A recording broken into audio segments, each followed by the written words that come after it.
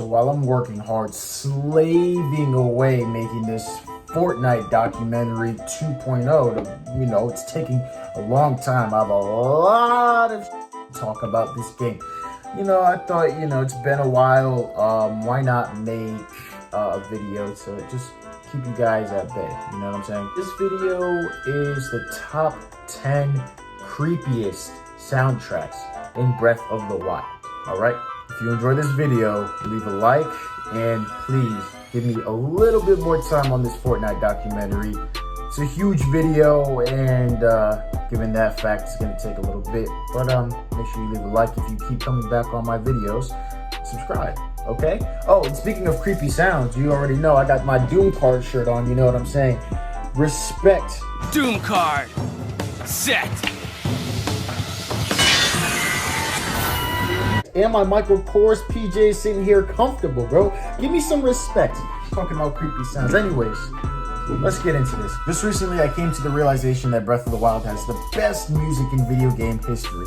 Now, a little bitch told me that the title belongs to Red Dead Redemption 2. I'm like, what? That doesn't even make sense. So after buying and actually playing the game, thus allowing me to make a justified and informed decision, I made another realization that this little bitch was faded off that good shit when he told me that. But anyways, let's get on to the video. With some of the best music, we'll put it like that, some of the best music in video game history, Breath of the Wild has various impressive soundtracks. With almost 6.5 hours worth of music, there was bound to be some soundtracks that weren't so comforting. Today, we're going to be reviewing the top 10 most unsettling soundtracks in Breath of the Wild.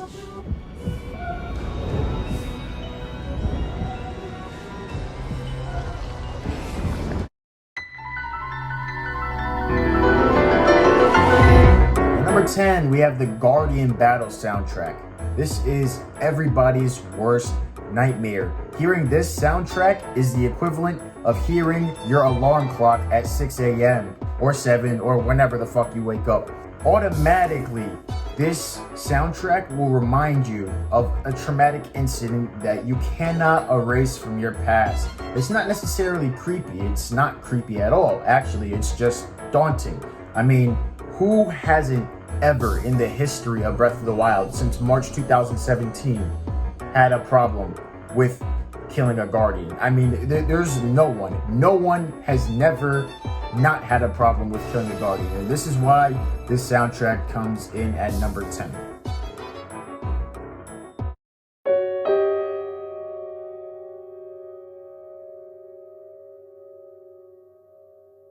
Number 9 is the field theme during the night. This is the normal theme, but the night version of it. What you're hearing when you're simply walking through the fields at night.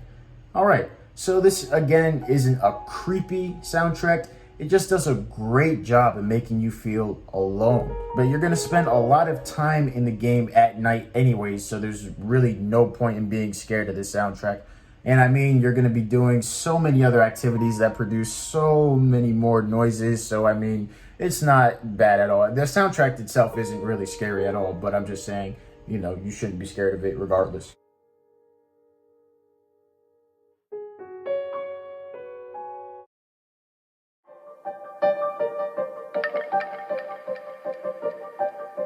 Number 8, we have The Lost Woods.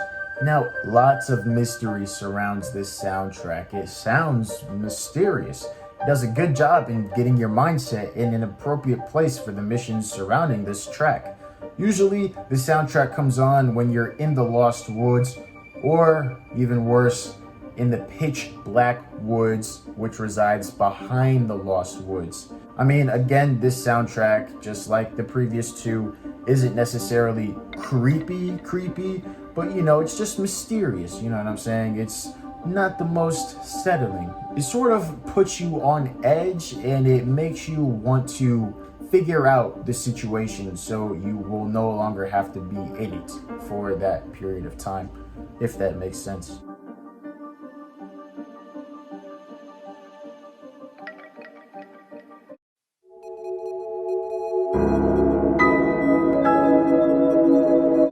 Coming in at our number 7 spot are the Divine Beast dungeons. And of course, I'm talking about Va Meadow, Va Rudo, and Va Naboris. I meant to say Ruda, okay? Don't get on my neck, all right?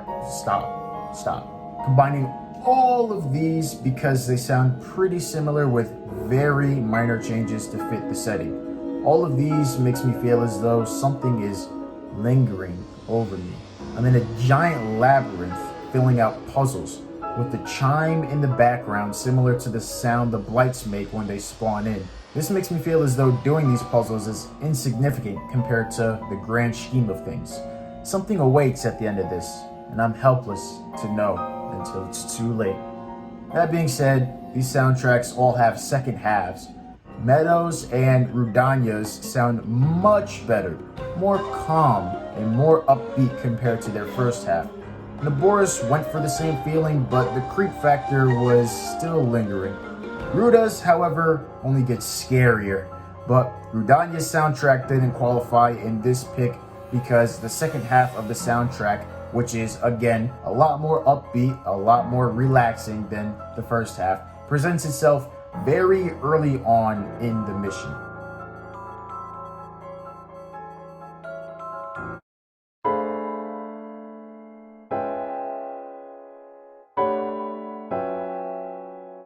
Number 6, we have the Divine Beasts intros. Now, Breath of the Wild story was okay, alright, we'll put it like that. However, one thing that they did do correctly was the lead up to the Divine Beasts. When you enter Goron City, Zora's Domain, Rito Village, and Gerudo Village for the first time, a cutscene will ensue. This shows the Divine Beasts in all their glory as well as the chaos that they're causing. Coupled with this are their own respective soundtracks, although they do sound kind of similar. With the exception of Ruda, the soundtracks do a terrific job of making the Divine Beasts even more menacing, making the player second guess approaching them. Which is too bad since, after all, everyone will be looking at you to do the job. The music is a good mix of, I understand why these people are so afraid of the corrupted Divine Beasts, and hell no, I'm not going over there ill-prepared. I let my little cousin play the game and we were in his basement. What happened to your night sword and your night shield, huh? It's still in my inventory. Okay, my bad.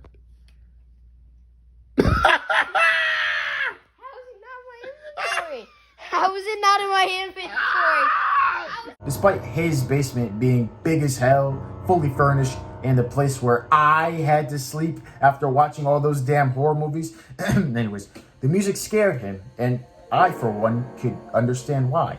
And if I can understand how or why something scared you, then it was probably a valid reason. All the more glory to this soundtrack.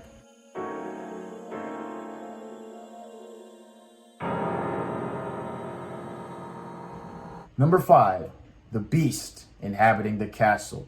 In the very beginning of the game, you become acutely aware of the main antagonist of the game, and the music sets you up correctly. This is basically the Blood Moon soundtrack's little brother, and Zelda's theme mixed in with the demented music in the back doesn't make anything any better.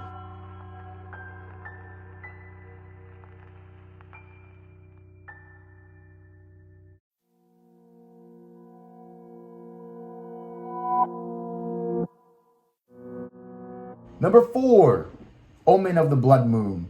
Not to be mistaken for the Blood Moon's actual music, although it is a little dark, it's more upbeat. This is the last soundtrack's big brother. It appears as the Blood Moon arises. The Blood Moon is what respawns every fallen enemy in the game. Knowing that, mixed with the sky turning completely red, makes this soundtrack very unsettling.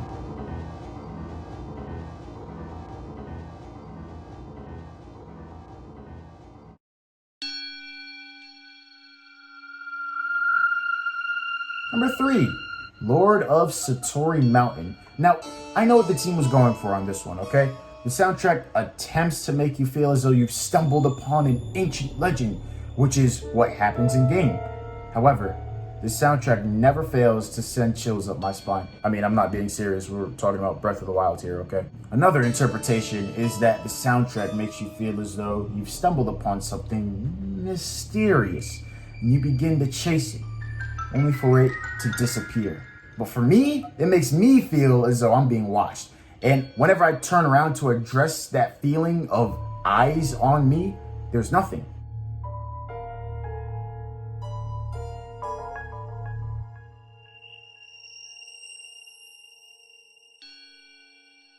Now, getting into our top 2, these are the actual scary ones. I know 3 was up there, but these 2, these are actually creepy.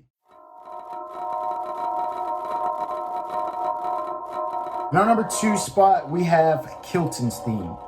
You probably knew that this one was coming sooner or later. Kilton's theme, unlike all the other themes on this list, was meant to be creepy. Coming across a mysterious being who only appears at night and is obsessed with monsters wouldn't give you the best feeling. And let's not forget the fact that Kilton's locations always force you to be secluded in the dead of night. Again, this track was meant to be creepy. Between the flute, the demented sound effects, and the constant rustling in the back. Oh, let's not forget that squeaking crescendo of a bell. That fucking jingle reminds me of that stupid ass Peter Pan creepypasta that was on Mr. Nightmare's channel. I'll say this. Most of these elements comprising this soundtrack, if put in a horror movie, would properly serve its purpose.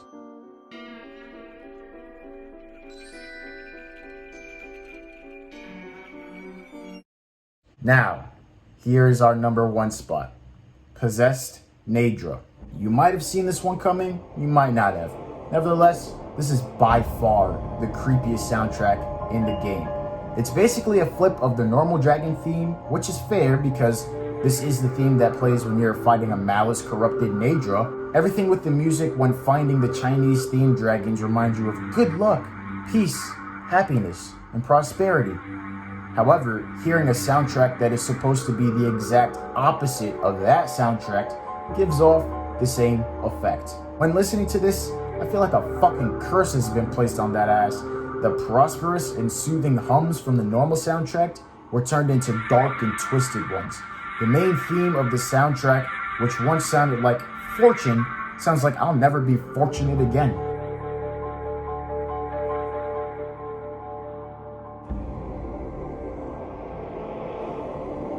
Let's just say if we put this soundtrack in a "They Will Kill You" video, it would be fitting. Actually, fuck that. It would make their videos a lot creepier, and I suggest they do it immediately. Effective now.